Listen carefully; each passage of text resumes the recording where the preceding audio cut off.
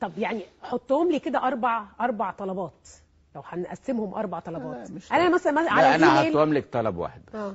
كلمه واحده بس، غير ان انتوا عايزين رئيس جمهوريه. لا مش عايزين دي خالص، مش عايزين دي خالص. الحمد لله. لا. طب رئيس وزراء؟ مش دي النقطه، مش في مساله رئيس الجمهوريه.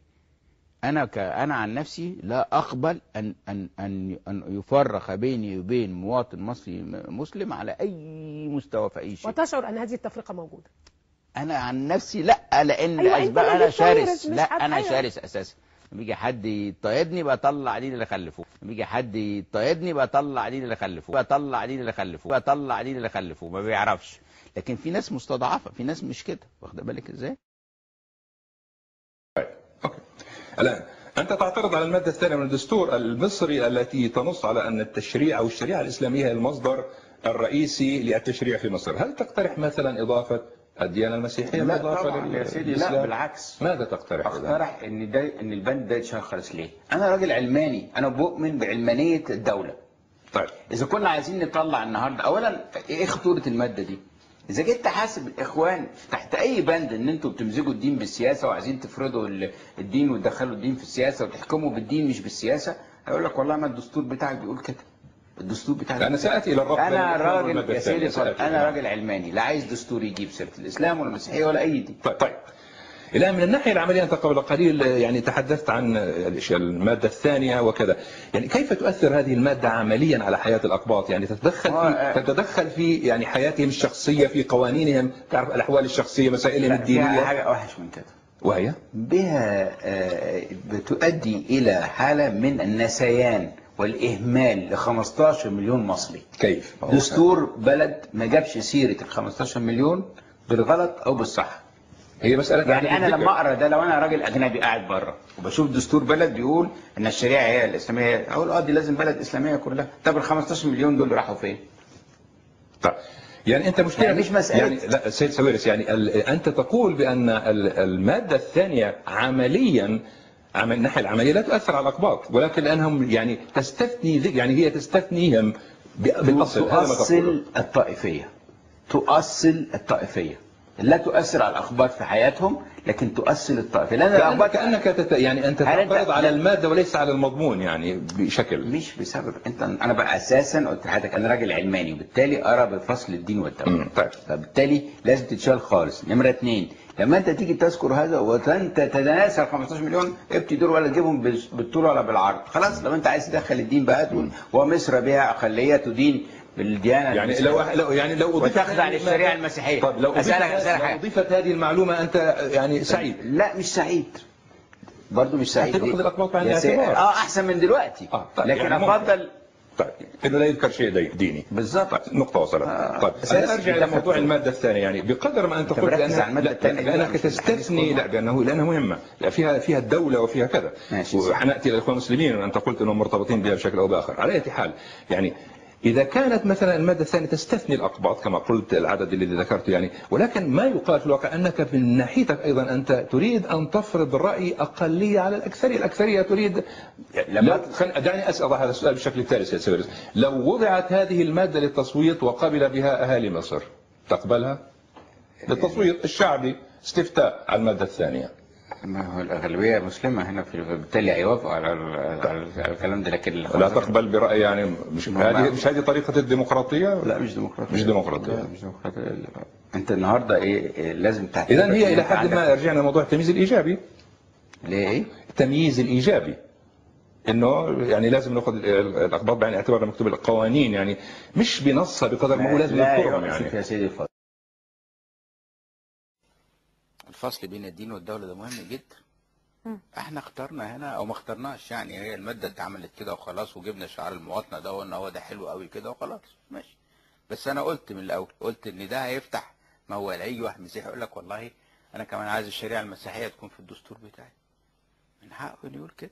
فدخلنا في متاهة لو بعدنا وخدنا مبدأ العلمانية، ورغم الناس مش فاهمين فاكرين العلمانية دي كفر. لا، العلمانية هي مبدأ الفصل الدين والدولة. يعني انا زي ما انا قلت قبل كده، انا لو مسيحي في دوله مسيحيه ما احبش ان الدستور بتاعي يتقال فيه انه اساسه هو الانجيل ولا الديانه المسيحيه. كل واحد حر في معتقداته، بس مش حر في مواطنته ولا لبلده يعني. طيب بس الحديث ده يبدو يخلي الناس تفتكر انه شخص زي نجيب ساويرس شخص كل تفكيره له يعني بيعتقد انه الدين شيء فردي وذاتي وفقط. بالرغم من ده نقرا ونعرف انه ممكن يكون نجيب ساويرس هو من اكبر الممولين للجامعه القبطيه، جامعه لاهوتيه. ايه لاي مدى اللي قريناه ده صحيح ولا غلط؟ ولا اعرف ان في جامعه. اولا عمري ما سمعت عن جامعه قبطيه ولا جامعه لاهوتيه، ولا عمري دخلت في قصص زي كده، ولا ليا في الكلام ده خالص يعني. لا، ولا سمعت ان في حاجه اسمها جامعه ده تقريبا مجلس الامناء 12 يعني مجموعه من الاسماء المرشحه. لا. واكبر المساهمين هيكون نجيب ساويرس. لا معلش، ولا هتيجي حاجه ولا عايز ينشر حاجه والكذب ده. انا لو فاضي لكل الجرايد الصفرا دي كلها اللي بتكتب كل يوم الاقي اسمي في حاجه واقعد اضحك يعني. ولا ايه بقى؟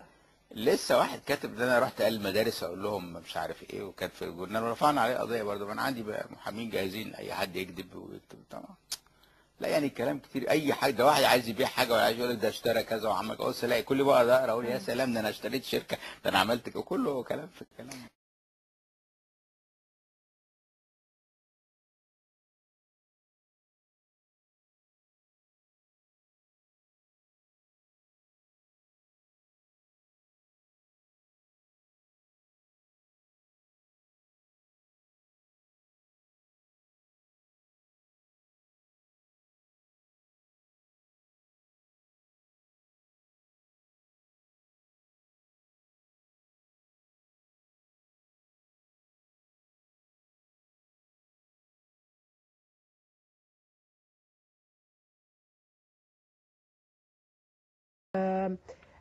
لما بعت هاتشنسون انتهت علاقتك باي استثمار في اسرائيل، صحيح؟ ما كانش في اساسا استثمار في اسرائيل. لكن هي هذه الشركه كانت برضه شرحنا الموضوع ده 1000 مره. كان يوم اسود يوم ما اشترينا الشركه، رغم ان كسبنا مليار دولار يعني في الشركه. حلوين برضه ولا مش وحشين؟ مليار دولار. اللي حصل ان احنا اشترينا شركه قابضه عندها 10 اوبريشنز في العالم، من ضمنهم واحده في اسرائيل، وانا عندي 20% فوق.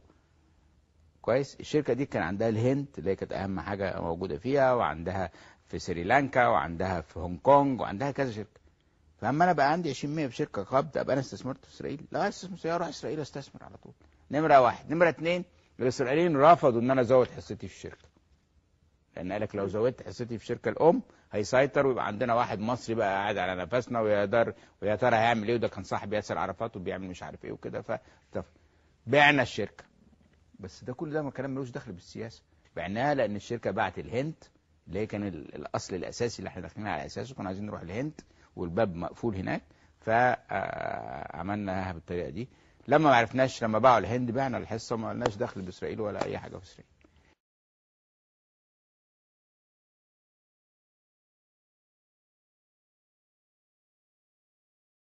ايه مشكلتك مع ساويرس؟ انا شفت العدد اللي فات يعود ساويرس مره اخرى، وساويرس شخصيا وجه مقبول جدا كان من الناس، كان في لجنه الحكماء في الثوره في اخره.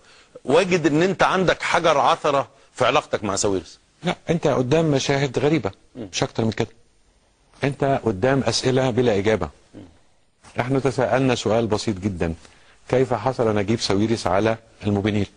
واعتقد ان رخصه الموبينيل، واعتقد ان في كلام كتير جدا في هذا الامر.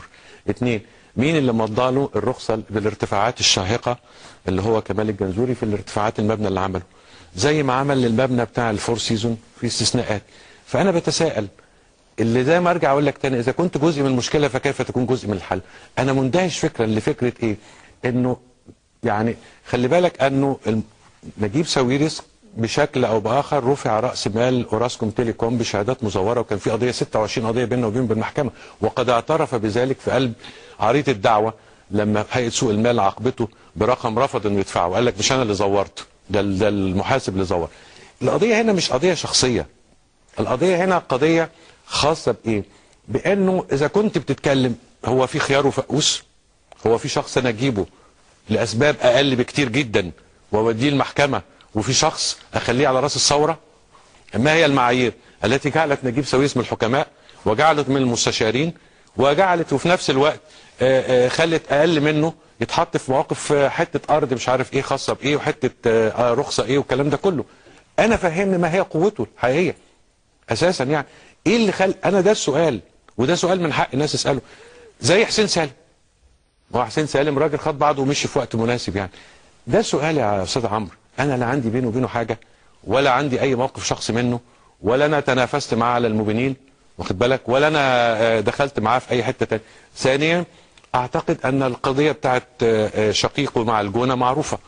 اتنين، هناك قضيه كبيره جدا كانت بين مستثمر مصري معروف اسمه فؤاد سعيد، جه استثمر 100,000 دولار 100 مليون دولار هنا، فخدوه ودخلوا معاه في قضايا حتى اللحظه دي اللي موجود. انت قدام ظاهره محتاجه الى فهم. من فضلك شوف لي اللي كان بهيئه سوق المال وهيئه الرقابه، جيبوا زياد هنا وحلفوه على المصحف يقول الحق. ماذا كان يحدث في هيئه الرقابه الماليه؟ انا لا عندي مشكله شخصيه مع حد، ولا انا عندي موقف من حد، لكن انا شخص يحمل سؤاله على كتفه في كل مكان، لماذا وكيف وليه. اذا حضرتك عندك اجابه انا ما عنديش مانع ان انا ارضي وما اتكلمش تاني على ساويرس. كونه انه ذكي وشاطر وبيعمل مسابقات للقصه وللسيناريو ويجيب كبار الكتاب في مصر ويوقفهم وبتاع، ده شطاره بالقطع، يعني شطاره.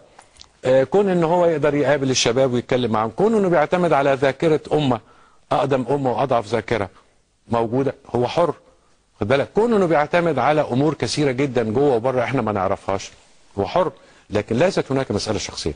انا كل ما املكه كصحفي هو ان حقي في السؤال. اذا كان السؤال حرم ممكن نبطل.